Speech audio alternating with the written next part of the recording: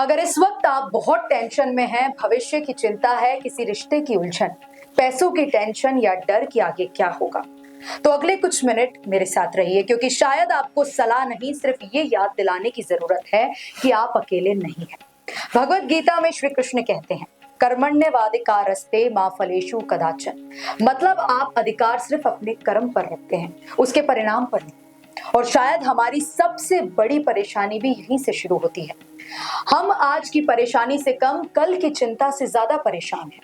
आज कुछ हुआ नहीं, लेकिन हम सोच रहे हैं अगर ऐसा हो गया तो, अगर वो रिश्ता ठीक नहीं हुआ तो, अगर नौकरी चली गई तो, अगर पैसे कम पड़ गए तो, अगर मैं सफल नहीं हुआ तो।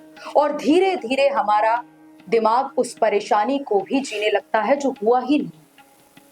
कभी आपने गौर किया है, हमारा शरीर आज में होता है, लेकिन हमारा दिमाग या तो बीते कल में अटका होता है या आने वाले कल से डरा हुआ होता है।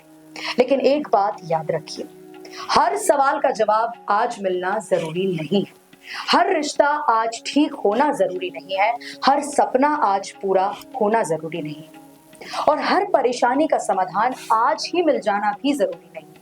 कभी कभी जिंदगी बस इतना चाहती है कि आप आज का दिन संभाल लें, कल को कल दिखा जाएगा। अब अगली बार बहुत ज्यादा टेंशन हो, बस इन 3 चीजों का ध्यान रखिए। पहली, जो आपके हाथ में है, सिर्फ उस पर ध्यान दीजिए। दूसरी, खुद से पूछिए, क्या मैं इस समस्या को संभाल सकता हूं या सकती हूं? अगर जवाब हाँ है तो एक छोटा सा कदम उठाइए। अगर जवाब नहीं है तो खुद को उसी सोच में बार बार सजा मत दीजिए, क्योंकि सच ये है कि आपको हर चीज से पहले से जानने की जरूरत नहीं है। आपको बस इतना भरोसा चाहिए कि जब वो वक्त आएगा आप उसे संभाल लेंगे।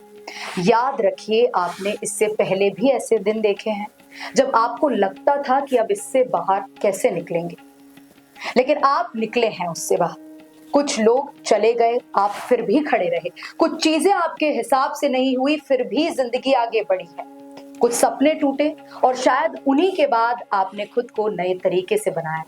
तो आज अगर मन परेशान है तो इसका मतलब ये नहीं कि जिंदगी खराब हो गई है। इसका मतलब सिर्फ इतना है कि आप इस वक्त एक मुश्किल फेज से गुजर रहे हैं, और फेज हमेशा परमानेंट नहीं होता है।